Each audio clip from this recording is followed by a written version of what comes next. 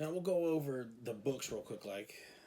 This is the GENE-SCAVVERZ Core Rulebook, and you can see it's a nice little tome. It's not extremely hefty. There's 143 pages, some fluff in the back.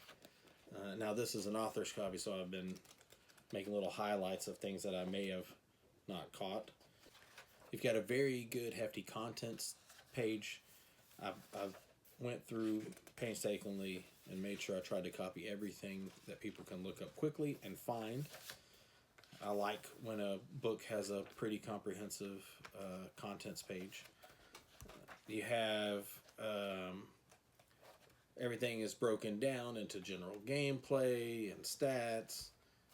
And this is all of your basically learning how to play beginning area, which is going to be your combat phase, your actions, your movement, templates, brutality, attacks, damage and timing, line of sight, range and measuring, and then it gets into even more advanced rules, and including helpless, hiding, psychology, being outnumbered, and then you get into the quality of war, which are conditions and other certain kind of weapon qualities. Once you make it past all of the how-to stuff, then you get into the fun part, which is making a warband. It's pretty straightforward how it works. Every warband has to have a gene lord, and you can have up to 3 scavvers. You must take 3 wasters, 3 to 10 wasters in fact, up to 3 spawns, 0 to 3 hunters, and 0 to 3 ragers. These are all different types of mutant characters, and all of these characters have the mutant keyword. Here is your mutation cost page, and it's going to have all of your mutations, all over 100 mutations in which you can get at the beginning, and there are more mutations coming. And then, of course, these mutations can open up wasteland monsters. And you can see here you have the wasteland monsters costs and what they are. And then here we can take a look at the wasteland monsters, and these are the starting wasteland monsters. The clan warfare book opens it up quite a lot, giving you a lot more options to choose from. And then here we have a little page kind of giving you a size comparison, rough idea of how big these creatures are in comparison to an average scavver.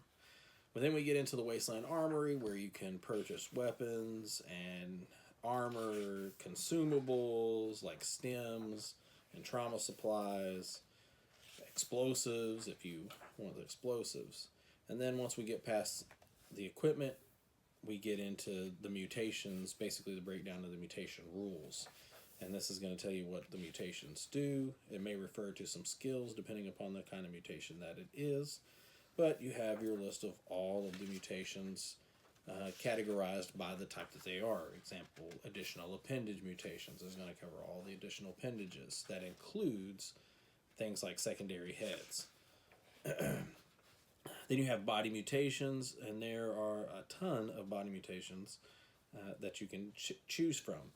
Now, each of these things, you'll notice that there are little bitty symbols, and these symbols by the mutations are locations in which a mutation takes. So you can't have, and that goes for every single one of the different symbols that are in here throughout the different types of mutations. You can't have more than one mutation that takes up a specific slot. So if a slot, example, spindly pedipalps, which takes up the abdomen, you can't have both spindly pedipalps and a psychic node bulb, which is also in the abdomen. So you would have to choose one or the other. Now you could have a psionic orb, which is in the chest, and then spindly pedipalps, which is in the abdomen. So, which would be a kind of gnarly combination, preventing characters from being able to break away, and then also having a psychic orb on your chest, which you can use to blast characters. Then you have epidermal mutations, which are obviously skin mutations, and you can only have a single skin mutation, so there is no slots or pictures for them because it's literally your skin, so therefore you can only have one. Esophageal mutations. These are also just a 1. You can only have a single esophageal mutation. Usually these mutations are some kind of weapon for the most part. There is certain mutations that, like the mutated Evolva and Resonator Mimic, which is a pretty interesting mutation. This mutation allows you to essentially take any wasteland monster to your warband. So essentially, you'd give a character the mutated Evolva and Resonator Mimic, and then opens up the whole entire collection of wasteland monsters, because essentially you're able to communicate with all of these different wasteland monsters, because you're able to mutate your Evolva in order to talk in different types of wasteland monster languages. I'm not sure if they're languages, but they're guttural thrusts and, oh, that sounds terrible. They're guttural noises. How about that? We'll just keep it at that. Then we get into extremity mutations. Obviously, you can't have more extremity mutations than you have extremities. So that only makes sense. Next up, we have eye mutations. These are different types of eye powers that your character can get, or maybe they grant them special rules. There's two different kinds. There's eye sets, and then there's eye powers. You can't have more than one eye power, but you can have more than one eye set depending upon how many sets your mutation takes up. So example, if you take blind eyes, not only do you get an eye power, but it also takes up all three of your eye sets. So blind eyes is both a good and bad mutation. So be careful whenever you take it. Know what you're getting into when you do it. Head and face mutations. The head and face mutations, the head is essentially broken into 5 spots. It's broken into a top head, the sides, kind of the nasal area, and a jaw. You'll find different areas. Example, the antennas are going to sit on the top of the head. If you get gigantic bat ears, they're going to sit on the side of the head, as well as large horns. Putrid nasal cavity obviously should come without saying. That is going to take up the nasal area, along with like canis snout. So you've got a few different areas. Next up is mouth mutations. Mouth mutations are essentially different types of weapons, whether they are mandibles, secondary jaws, razor beaks, feeder proboscis, tendrils, you name it. There are different kinds of mouth mutations, and they're usually fighty in a sense. Mutant blood. Now, you can only have a single mutant blood on creation, actually, period, because you can only have one set of blood. Different types of blood will give you different kinds of abilities. You have lizard blood, luminescent blood, cytoplasmic blood, Galu blood, which is kind of like ice blood, irradiated blood, black blood, acid blood, so many things. Finally, on the mutations, sort of finally, is mutated mobility. These are different kinds of mutations that are going to alter the way that your character moves on the field. Example, if you take leaper legs, your character is going to be able to jump at ridiculous distances and heights and make it easier to do those things. The simplest of the mutated mobility would be the ungle legs, which is essentially just going to increase the speed of your character. So if the average speed of a character is 2, and this is that speed right here, then it's going to give a character a speed of 3, a much faster character. And then you have millipede legs, which are legs that are going to allow you to wall crawl and gain agile, which agile is what essentially allows you to move through difficult terrain without being slowed. Quadruped. The quadruped are essentially, you could count them as horse legs or whatever, or 4 arms that have feet on them, or 4 legs that have hands. I don't know, whatever you want to do. I'm not trying to limit you, but a quadruped is a character that's going to have 4 legs essentially, and they're going to increase their speed, much like the ungle. Speed value is going to go up by 1. They're also going to gain the large skill, which because of their size, their base size is going to go up. You're going to be essentially moving even faster.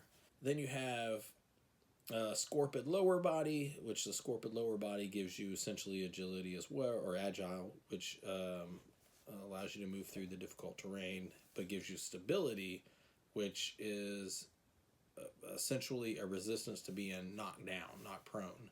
And then you have Serpent lower body, which gives you agile, basically being able to once again move through difficult terrain, and the jump up skill, which is an interesting take on this because essentially it's if you are knocked prone, you can get up without, potentially using a move action to do so. And then you also have some unstable mutations. These are mutations that are negative mutations because, in GENE-SCAVVERZ, when you mutate, if your body can't handle it, you're going to mutate badly. If your body can handle it, you're going to gain a cool mutation. Next up, we have mutational weapons. This includes, hand-to-hand mutant weapons, mutational burst weapons, mutational beam weapons, ranged accuracy mutational weapons, ranged mutational spray weapons, and then mutational swift attacks, which are both close swift attacks and ranged swift attacks. Next up, we have the skill section, and then the skill section, it's a very limited amount because we didn't need to put all the skills in there, but there are a lot of skills, and you'll see more skills in Clan Warfare, and even more in the third book. Then finally, we're on to psychic powers. In psychic powers, they're all separated by disciplines. There are several different types of psychic powers, and they all have their own little unique tree that is, depending on how you get the psychic powers, is randomly determined. So example, biomancy is one of the psychic powers disciplines that you can learn. Electromancy is another one. Then you have Gelumancy. Gelumancy is it's going to be focused on ice. So you're going to see conditions like freeze or cold. Cold and slow. Pyromancy. You may not be able to guess this, but it inflicts burn. All right, Gyronmancy is telepathy and psionics is the psychic discipline which allows the psion the ability to alter the state of mechanical, electrical devices and emotions and mind of others. A psionicist gloats at their ability to shut down your trusted weapons and your mind. Last but not least is telekinesis or psychomancy. Psychomancy is a pretty powerful psionic discipline. You're going to find things like slow, cripple, bleed, infliction as its conditions that are going to be found depending on the type of power that you take. And they have very different interesting things, like example, Psi Barrier, Psychic Blade, Psychic Erasure, and, and a Psychic Vortex. Psychic Vortex is a large funnel, raging cyclone of psychic energy that basically moves across the battlefield on several rounds and just continues to wreak havoc for you or against you. It doesn't discriminate once you put it out there, so you got to be careful if you're going to do that. Next up, we have building the tables and starting the battle. This essentially is an overall view of how you want to kind of build your terrain, what size the table is, and also, terrain traits, just in case you want to add them. Like, you may have acidic surfaces, a pool of acid. You may have dangerous fauna or debris. You also want to be able to nominate certain types of terrain to count as cover and concealment. It basically allows you and your opponent to kind of figure out what the terrain is going to be and what you're going to be playing with and agree to it at the beginning. Flowing or deep water, frozen waste, difficult ground, poison surfaces, and even poison air. These are some other things that are in the terrain traits. Your setup order is essentially 1, establish terrain, 2, roll for scenario, 3, placing counters and objectives, 4, table sides, 5, deploying your warband, 6, determine environmental effects if there are any, and then finally start the battle.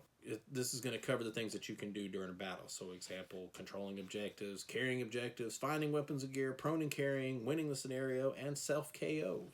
You have routing. I love the routing mechanic. I think it works really well for a low skirmish game. And it can make for a very quick game too, just depending on how badly it goes. And it's another avenue of winning a game.